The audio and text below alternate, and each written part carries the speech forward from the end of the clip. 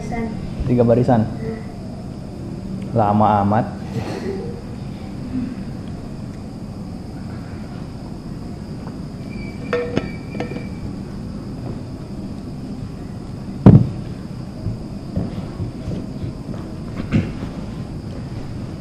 Oh, duduk siap. Duduk siap. Meditasi. Meditasi. Ya, duduk meditasi. Duduk meditasi.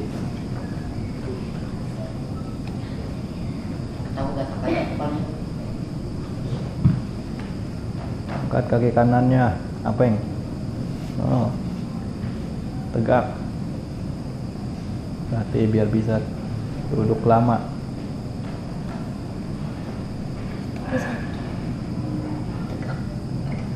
Tegak, tutup mata. Jangan banyak bicara. Semakin banyak bicara, semakin sakit.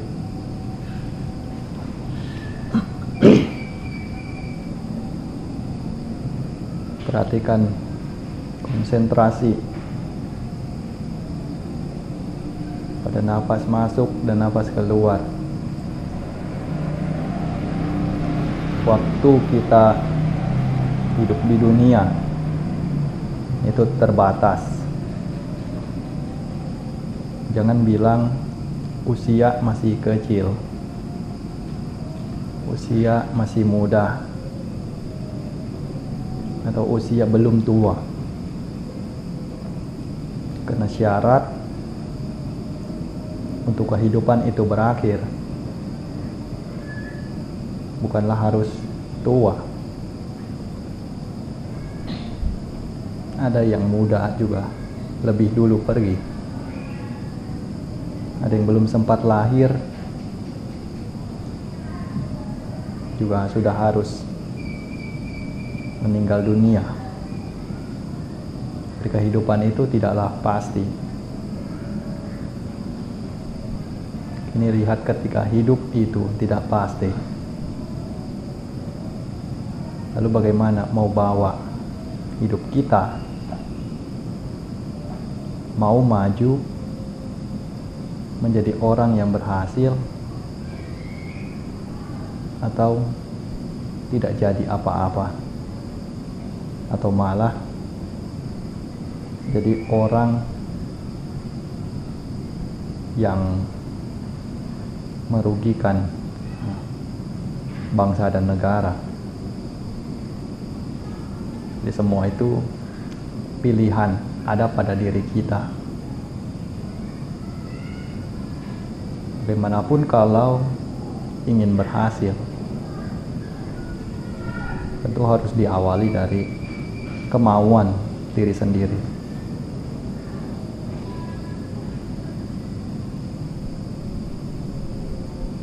Kalau tidak pernah bisa tenang, tidak pernah punya pikiran yang mantap, bagaimana mungkin akan meraih apa yang dicita-citakan? Sebentar juga lari ke sana, sebentar juga lari ke sini. Tidak tahu apa yang ingin dikejar. Baru ingin satu, sudah ingin yang lain. Belum sempat meraihnya, sudah ganti lagi.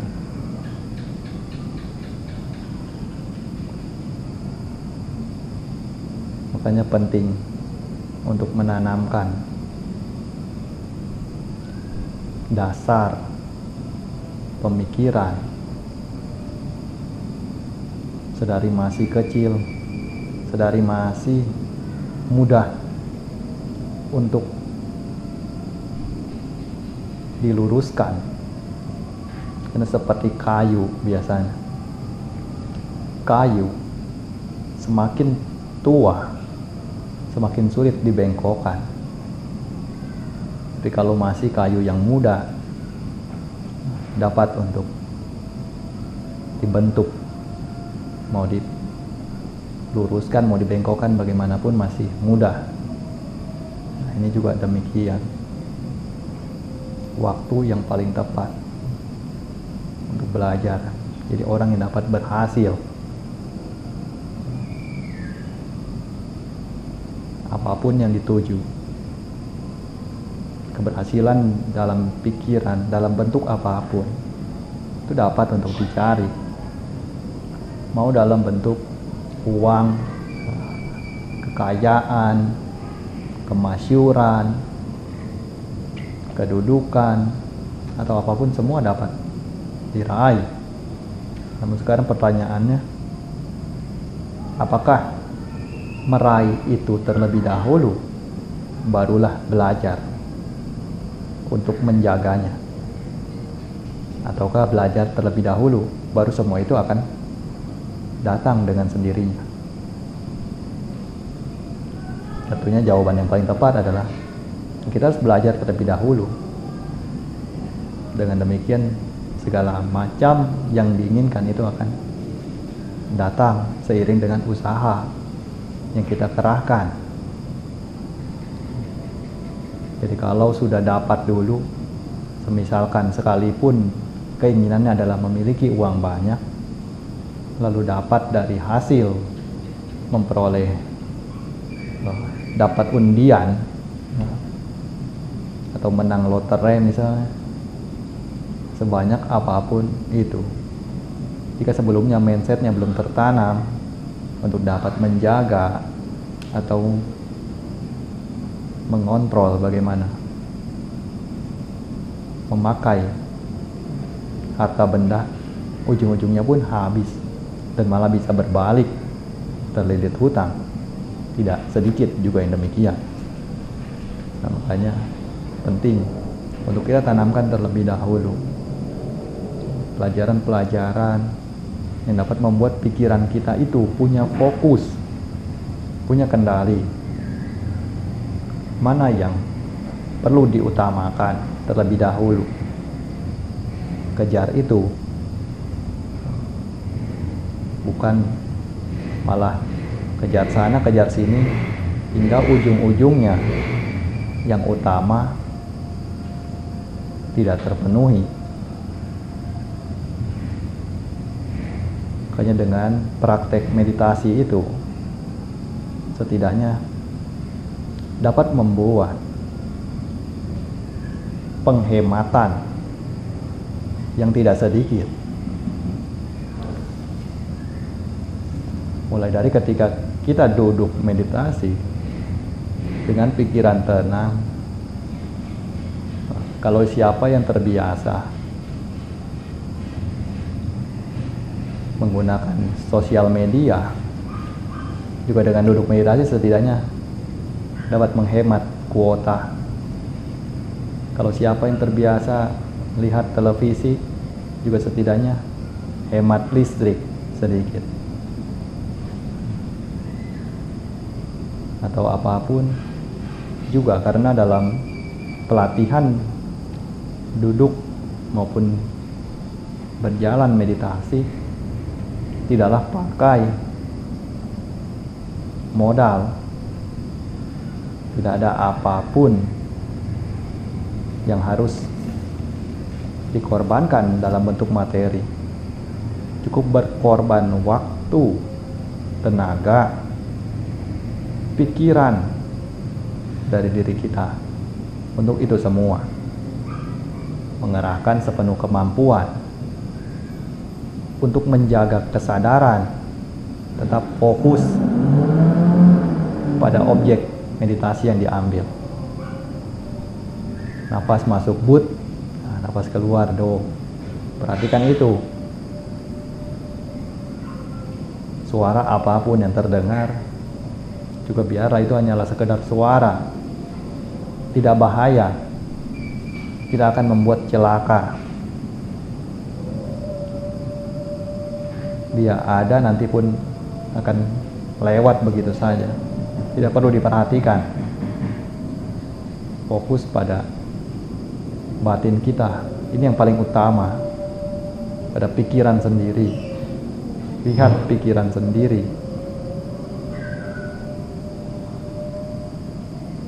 Dia mau lari kemana, kendalikan di sana. Pegang dengan sakti. Lihat nafas masuk, nafas keluar. fokus hanya pada itu, nanti dengan sendirinya juga akan merasakan betapa besar manfaat kedamaian dari mengembangkan konsentrasi di sana.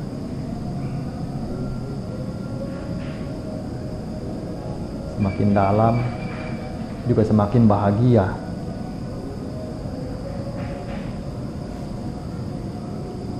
Berbeda dengan orang yang tidak bisa tenang dalam pikirannya.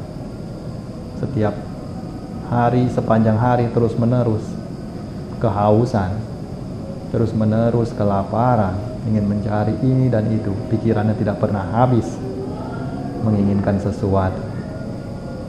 Selalu dipenuhi oleh nafsu keinginan, oleh ketamakan, oleh kebencian dan lain sebagainya, yang arahnya menuju pada kekotoran batin.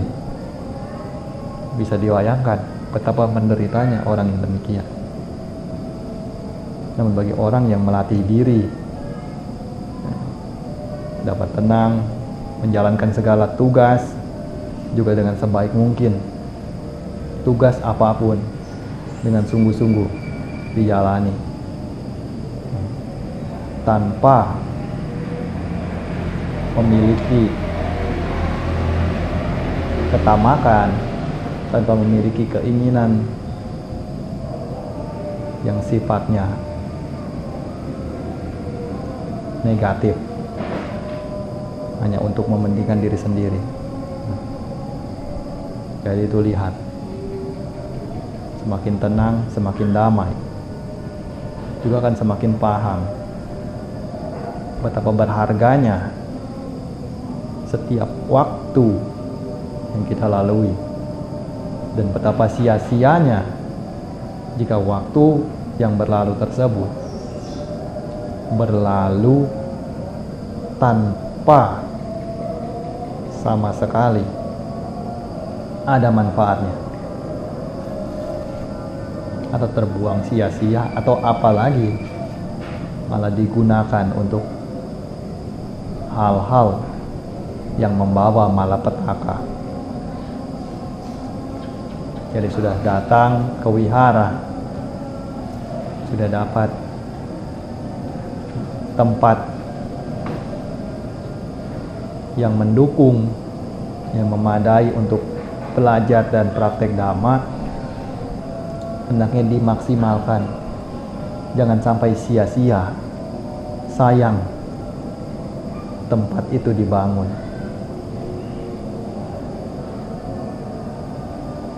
Jadi apa yang dicurahkan di tempat ini,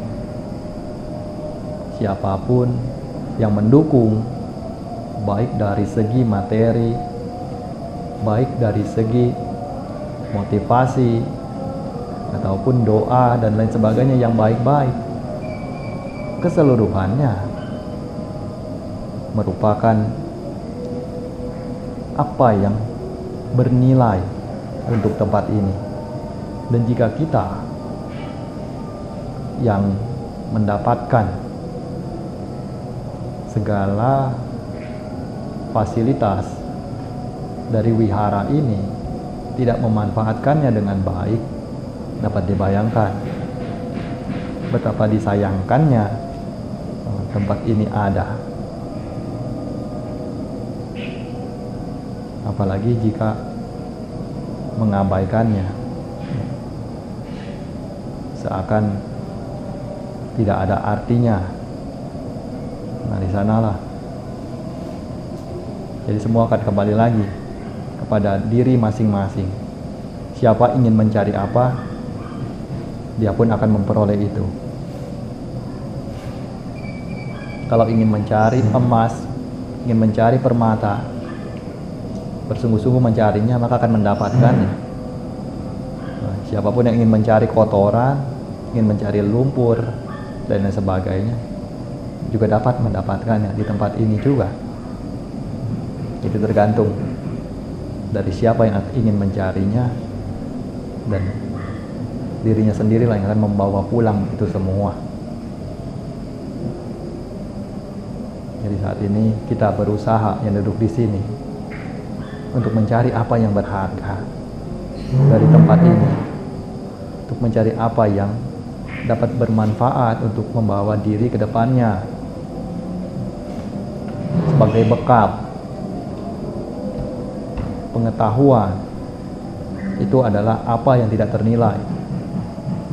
Investasi yang paling baik itu adalah pengetahuan, karena berbeda dengan benda materi yang dapat saja hilang, dapat dicuri. Tapi kalau pengetahuan, kemanapun kita pergi, itu akan bersama diri kita. Makanya tanamkan itu selagi pikiran dalam keadaan yang tenang, dalam keadaan fokus pada objek meditasinya, agar dapat tertanam dalam. Semakin dalam tertanam, maka akan semakin sulit untuk dicabut, semakin sulit untuk tumbang. Dan niscaya kalau tetap berpegang teguh lalu konsisten, masa depan itu tidak perlu lagi dipertanyakan, sudah pasti akan cerah, akan gemilang. Jadi lanjut, sekitar beberapa menit lagi, masih ada waktu. Terus bersabar. Sabar sebentar lagi, kan ada waktunya. Kita juga ketika selesai itu akan merasakan betapa leganya, betapa bangganya, betapa puasnya di antara orang banyak yang pikirannya tidak terkendali, namun diri ini dapat mengendalikannya. Itulah akan muncul sendiri rasa puas tersebut, dan tidak ada seorang pun yang dapat untuk mengambilnya dari diri kita. Dan kita pun akan semakin mantap lagi untuk berjalan di jalan Dhamma, semakin yakin, teguh, dan semakin memahami bahwa Dhamma ajaran Sang Buddha itu memang benar-benar Dhamma yang indah pada awalnya, indah pada pertengahan, juga indah pada akhirnya.